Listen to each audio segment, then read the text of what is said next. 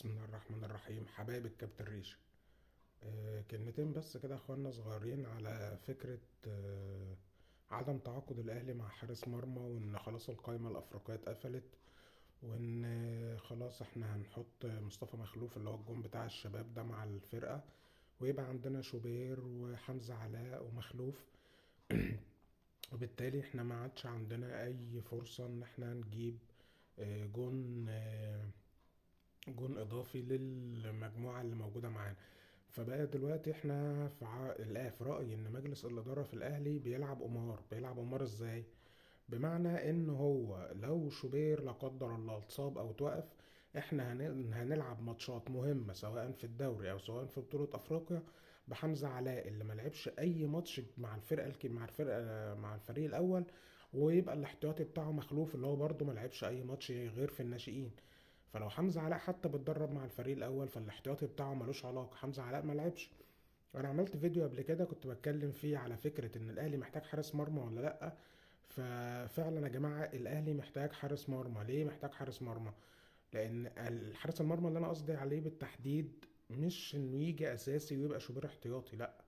الاساس في الموضوع ده ان الحارس اللي هنتعاقد معاه هيبقى احتياطي لشوبير. الحارس اللي هنتعاقد معاه لازم يبقى رجليه في الملعب بالبلدي. يعني ايه؟ يعني في اي فرقه من فرق الدوري كل معظم الاجوان اللي في مصر او 90% منها في رايي هما كلهم زي بعض، مفيش فرق كبير في الاخر. فبالتالي اللي انا شايفه ان كان الاولى ان نجيب جون يبقى احتياطي، وليكن ان شاء الله، يعني في ناس اقترحت الزنفولي اللي هو بتاع الداخليه ده، هو او اي حد تاني ما هياش فارقه، بس بشرط ان هو يكون الراجل ده بيلعب في الدوري مستمر.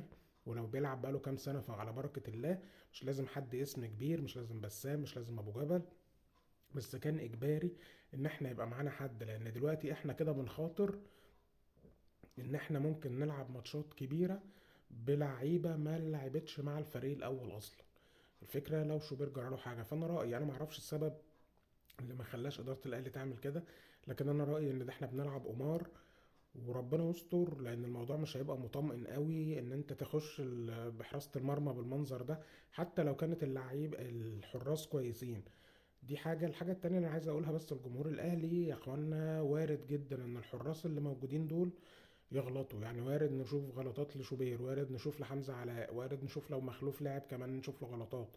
كل دول يا جماعة وارد ان احنا نغلطوا. الشناوي نفسه كان بيغلط وياما غلط، والموسم ده وشايفين غلطاته قد ايه، وشايفين دراعه اللي ما كانش بيفرده وهو بيصد، كل ده احنا عارفينه.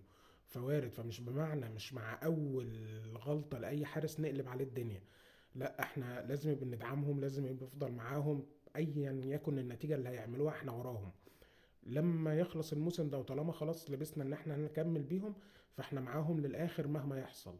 ووارد ان هم يغلطوا، ووارد ان احنا نخسر بطولات او نخسر ماتشات مع بغلطات الحراس بتاعنا. الشناوي خسرنا قبل كده وهم ممكن يخسرونا عادي. فمفيش مشكلة وربنا يكرم ان شاء الله. السلام عليكم.